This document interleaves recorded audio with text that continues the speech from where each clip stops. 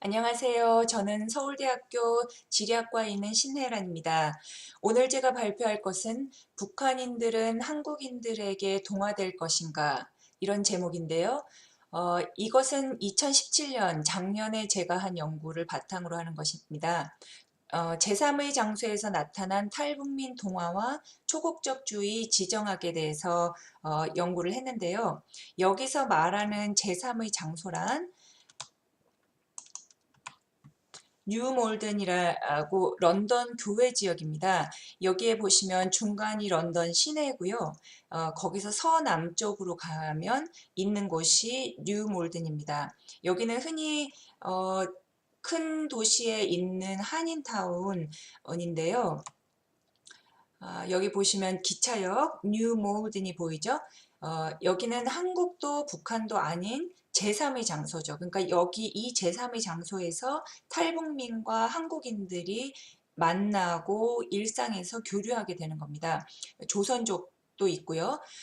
제가 이 제3의 장소를 보는 것이 좀 중요하다고 생각하는 이유는 어, 통일에 대해서 관심이 많고 통일이 되면 어떻게 될 것인가 우리는 얘기를 많이 하는데요. 제 생각에는 인구가 이동하고 섞이는 것, 그러니까 남쪽에 있는 사람들이 북한으로 가고 북한에 있는 사람들이 한국으로 오는 것이 굉장히 큰 변화를 가져올 거라고 생각합니다. 그런데 완전 흡수 통일이 아닌 이상, 그것도 한국에 의한 완전 흡수 통일이 아닌 이상, 통일 후에 한국이나 북한에서 일어나는 일들은 지금 한국에 있는 탈북민들의 모습과는 좀 다를 거라고 생각해요. 왜냐하면 탈북민들은 북한을 떠나서 한국에 완전히 동화되겠다. 그리고 북한의 정체성을 버리겠다는 의지를 좀 표현한 거고요. 어, 통일의 어떤 이제 시나리오에 따라서 다르겠지만, 아, 다양한 모습에서 그래도 나타나는 것은 제3의 장소에서 보이는 모습에서 함의가 더 크지 않을까 생각합니다. 그래서 이 탈북민들은 여기 오른쪽에 보시는 한국 지도에서처럼 탈북해서요. 어, 사실은 한국에서 좀 살다가 그리고 다시 영국으로 간 사람들이 대부분입니다.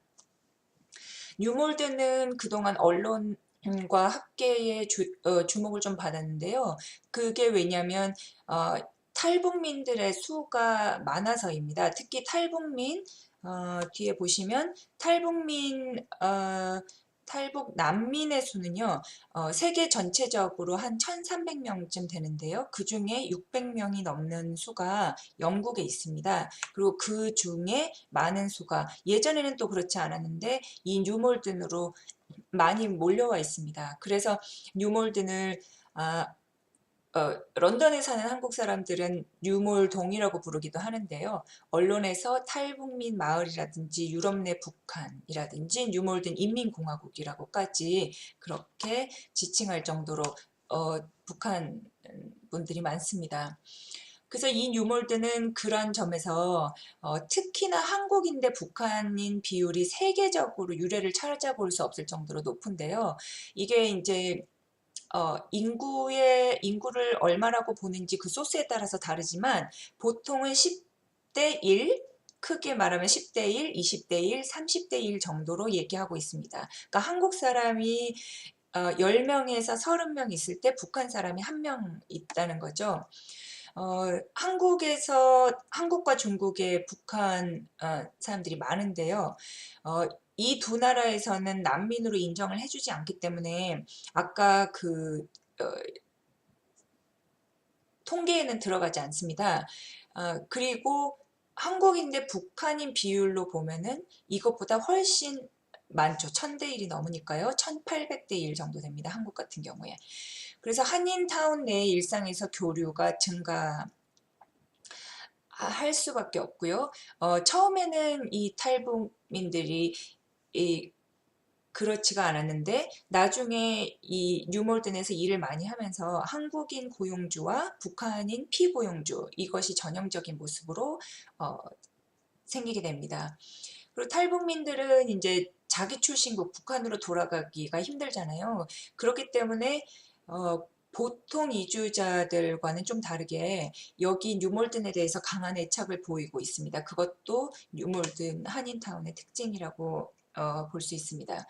여기 보시면 이렇게 뭐 한국인들이 운영하는 가게와 큰 마켓이나 식당이나 뭐 미용실 이런 곳들이 굉장히 많습니다.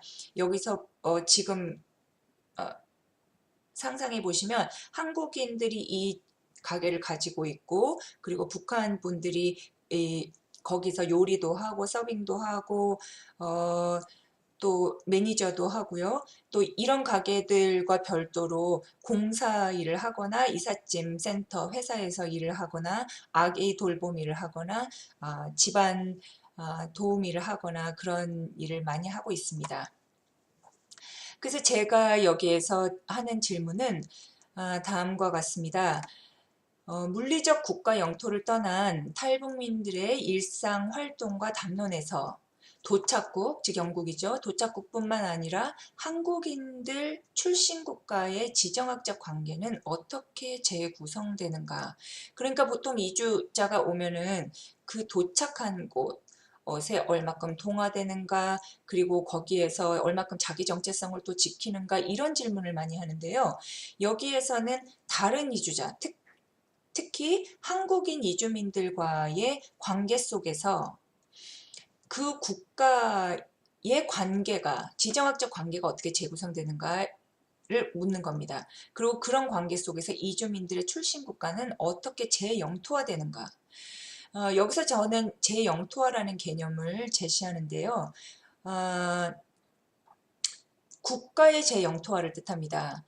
그러니까 이주민이 다른 국가 영토로 이주해서 점유할 때, 그런 물리적 점유를 할 때 그것을 바탕으로 거기서 일상생활과 또 담론이 생기잖아요. 그때 출신국의 경계가 해체되고 다시 성립되는 것입니다.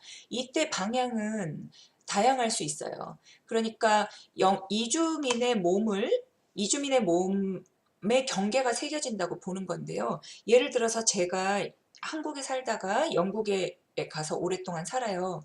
그러면 보통은 그것을 이주민 개인의 정체성이라고 얘기를 하지만, 제가 여기서 보는 것은 제 안에 한국과 제 안에 영국이 어떤 식으로 그 영토를 재협상하는가에 관한 것입니다. 이렇게 보는 이유는 나중에 설명드릴게요. 이제 동아와 초국적주의에 대해서 좀 제가 설명을 할 텐데요. 동아 이론과 초국적주의 이론은 이주 연구에서 굉장히 큰 두 가지 틀입니다. 그리고 대체적으로 좀 대립을 한 건데요. 1920년대부터 90년대까지는 동아 이론이 휩쓸고 있다가 그 다음에 초국적주의가 대안으로 등장해서 지금까지 학계에서는 적어도 초국적주의가 가장 강력한 이론으로 있다고 보시면 됩니다. 동아 이론은 즉 말하자면 도착국의 주류처럼 생활하고 말하고 행동한다는 것인데요. 시카고 스쿨에서, 시카고 학파에서 이 동아 이론을 주장하였습니다. 그래서 이주민의 동학 정도가 그들의 성공 여부를 결정한다고 봤고요. 그리고 이 경우에는 이주민 밀집 지역, 즉 한인타운 같은 곳이 없어진다고 봤습니다. 왜냐하면 이주민이 더 이상 이주민의 특성을 가지고 있지 않으니까 그들이 그 도착국의 주류처럼 살게 되면서 여러 군데로 흩어져서 살게 되는 거죠. 더 이상 모여서 사는 게 필요가 없는 거예요. 그리고 이 동아 이론은 그렇게 될 것이다는 것뿐만 아니라 좀 규범적인 것도 있었습니다. 그러니까 이주민이 그렇게 되어야 한다고 했습니다. 근데 이제 초국적주의 연구자들은 그것에 대해서 이렇게 비판했죠. 이주민들은 시간이 지나도 그렇게 동화되지도 않고 동화되는 게 힘들다는 것이죠. 그리고 왜 동화해야 하는가? 동화할 필요도 없다고 주장을 했습니다. 그러니까 이주민들은 그 사회에 적응을 하고 그 사회의 일원으로 살려고 무척 노력을 했는데도 결국은 섞이지 못하고 언어나 문화에서 다른 점이 계속 유지가 된다는 거죠. 그리고 이주민 밀집 지역도 없어지기는커녕 거기가 좀 더 발전하는 경우도 많이 있다는 겁니다. 그래서 이제 초국적주의가 약간 규범적인 그런 비판으로 나왔기 때문에 지금 학계에서 예를 들어 동아주의를 주장한다고 그러면 좀 비도덕적이지 않은가, 비윤리적이지 않은가, 왜 이주민에게 그렇게 동화하라고 강제하는가, 이런 비판을 받을 수 있습니다.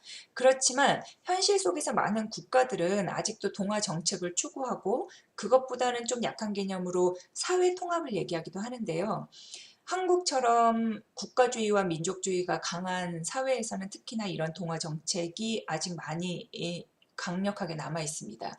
예를 들어 필리핀에서 베트남에서 와서 한국 남자랑 결혼해서 사는 사람들에게 필리핀이나 베트남의 문화를 배우거나 거기에 민속 의상이 어떤 건지 알려고 하기보다는 한복을 입게 하고 또 한국 사람들도 이제는 잘 담그지 않는 김치를 담그게 하고 그런 식으로 한국 고유의 문화에 대해서 어느 정도는 좀 강제를 하는 거죠.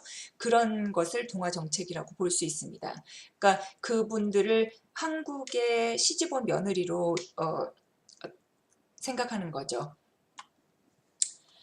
여기서 저는 이제 이론적인 비판과 제안을 두 가지 하려고 하는데요. 하나는 그러니까 동화와 초국적주의 보면 그게 주장이 다른데도 불구하고 결국은 이주민 대 선주민의 관계에 관한 겁니다. 그러니까 선주민을 보통 원주민이라고 예전에 하던 걸 원래 살았던 사람은 없다는 뜻에서 또 선주민, 그저 미리 도착한 것뿐이다는 얘기로 선주민이라는 개념을 쓰는데요. 이주민 대 선주민에 국한시켜서 계속 이주민이 선주민에게 동화가 되는가 아니면 선주민의 상대에서 자기의 특징을 그대로 유지하는가 이런 논의였어요. 그런데 살펴보면 특히 최근에 나온 연구를 보면요. 사실은 이주민이 선주민과 그렇게 교류하지 않다는 연구 결과가 많습니다. 그러니까 여러분들도 만약에 외국에 잠시 짧게 여행을 갔거나 유학을 갔거나 아니면 이주를 했을 때 보면 그렇게 생각보다 거기에 있는 사람들하고 아주 친하게 지내는 것은 좀 드문 경우죠. 그러기보다는 오히려 같은 이주민, 그러니까 언어가 달라도 다른 나라에서 온 이주민들과 교류하기가 쉽습니다. 그것은 이제 이주민이라는 정체성 자체가 굉장히 크기 때문이고요. 그게 어떤 나라건 아까 제가 말씀드린 것처럼 두 가지 이상의 국가가 내 몸 안에 있다는 겁니다. 그러니까 그런 공통점을 발견한 사람들을 보고 반가워하면서 교류를 하는 건 너무나 당연하고요. 특히 일을 하는 사람들은 이주민들이 사실상 모여있는 그 노동시장이 따로 있습니다. 이주민들이 강점을 발휘할 수 있고 혹은 언어가 통하지 않아도 할 수 있는 그런 노동시장에 좀 모여있는 것이죠. 그리고 주택시장도 모여있는 경우가 많습니다. 그래서 결국은 다른 이주민들과의 교류를 하기 때문에 관계를 보려면 이주민 대 선주민으로 볼 것이 아니라 이주민 대 다른 이주민들을 봐야 된다는 것이 저뿐만이 아니라 다른 연구자들이 점점 더 많이 얘기를 하고 있는 것입니다. 그리고 또 하나는 동화와 초국적주의가 대립만 되는 것이 아니라 복합적으로 얽혀 있다는 거죠. 그러니까 어떤 이주민이 동화만 100% 하기도 힘들고요. 또 어떤 사람이 초국적주의라고 해서 항상 뭐 1대1 정도로 내가 한국인의 정체성을 유지하고 영국인의 정체성을 유지하고 그렇지는 않습니다. 많은 경우에 이도저도 아닌 제3의 특징을 만들어내는 경우도 많고요. 또 이쪽 저쪽이 다른 식으로 얽혀져 있는 거죠. 그리고 그 모습이 굉장히 복합적입니다. 그리고 저의 두 번째 비판과 제안은요. 비판 지정학과 이주민 연구를 접목하자는 건데요. 이거는 굉장히 시기적으로도 적절하다고 생각합니다. 이주민 연구와 또 이동 연구에서 권력에 대한 관심이 근래 들어서 굉장히 높아졌습니다. 그래서 이동을 통한 통치라든지 아니면 이주민이 국가의 에이전트로 이주를 한다는 것 자체가 국가 영토의 재영토화라고 본다든지요. 그리고 이것이 겹치는 것이 비판 지정학인데요. 지정학, 좀 기존의 지정학보다 이 비판 지정학이 내세우는 것은 일상과 담론의 중요성입니다. 단지 국가들 사이의 권력이 아니라 일상과 담론 속에서 국가 영토성이 있다는 거예요. 이때 영토성이라는 것은 이런 물리적인 영토뿐만이 아니고요. 담론으로서의 국가, 뭐 규범으로서의 국가, 상식으로서의 국가, 문화로서의 국가를 다 포함합니다. 그래서 이 세계화 시대에 국가 영토를 벗어난 영토성에 대해서 주목을 하고 있는 거죠. 근데 비판 지정학에서 이런 것이 중요하다, 되어야 된다고 이론적으로는 말을 하지만 구체적인 경험 연구는 많이 진행되지 않았습니다. 그리고 이런 일상과 담론, 특히 이주민들의 일상과 담론에 관한 경험 연구에 대한 노하우가 이주민 연구에서는 상당히 쌓인 편입니다. 그래서 제가 제안하는 것은 그것을 접목시키자는 것이죠.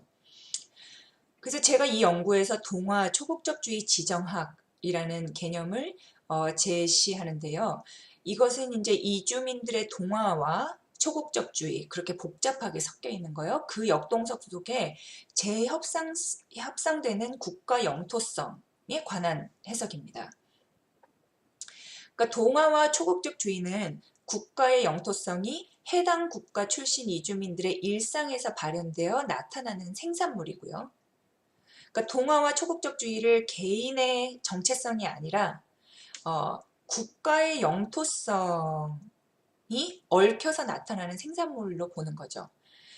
그렇게 보는 이유는 개인으로서의 이주민이 아니라 사회적 존재인 이주민들의 몸을 둘러싸고 둘 이상의 국가 경계, 그리고 특히 국가 권력이 다를 경우, 그리고 어떤 국가들은 협력 관계에 있고 어떤 국가들은 갈등 관계에 있는데 그런 관계들이 끊임없이 재협상되는 것이 이주민들의 몸 안에, 사회적 존재인 이주민들의 몸 안에 있다는 것을 얘기하고 싶어서입니다. 그래서 이제 국가는 이동을 통해서 통치하고요. 이주민들은 일상에서 그 통치 논리를 내면화하면서 다시 또 그들의 이동과 일상을 통해서 국가는 탈영토화하고 재영토화하는 과정을 겪는다는 것입니다. 제 연구 방법은 작년에, 그러니까 2017년에 참여 관찰을 주로 했는데요. 그 전에 이미 제가 뉴몰든하고는 좀 관련이 많았습니다. 2005년에서 2007년까지 뉴몰든에 거주를 했고요. 2011년과 2014년에 조선족 연구를 위해서 뉴몰든을 현장 연구를 시작했습니다. 이때는 북한 교회 참여 관찰도 했고 북한 탈북민 협회 회의에도 참여 관찰을 했고요. 그리고 주요 관계자들 심층 인터뷰를 했습니다. 그러니까 여기서는 조선족 연구였지만 탈북민들도 그 중요한 역할을 하는 분들의 심층 인터뷰가 있었습니다. 그리고 2017년에 참여 관찰을 주로 했는데 그중에 중요한 것은 탈북민 자녀 한글학교인 한겨레 학교입니다. 여기에서 제가 그 학부모 중에 한 명으로서 2017년 2학기 동안 토요일마다 가서 그분들과 어울리고 그리고 관찰을 했는데요. 이것뿐만이 아니고 제가 참여 관찰한 것은 한인 단체 탈북민 단체들의 행사입니다. 예를 들어서 영국 탈북민 협회, 아리랑 무용단, 런던 한국인 협회, 그리고 영국 평통, 그리고 한국 노인의 지역 축제, 그리고 이런 단체들의 행사 전후로 해서 주요 단체 관계자들의 심층 인터뷰가 있었습니다.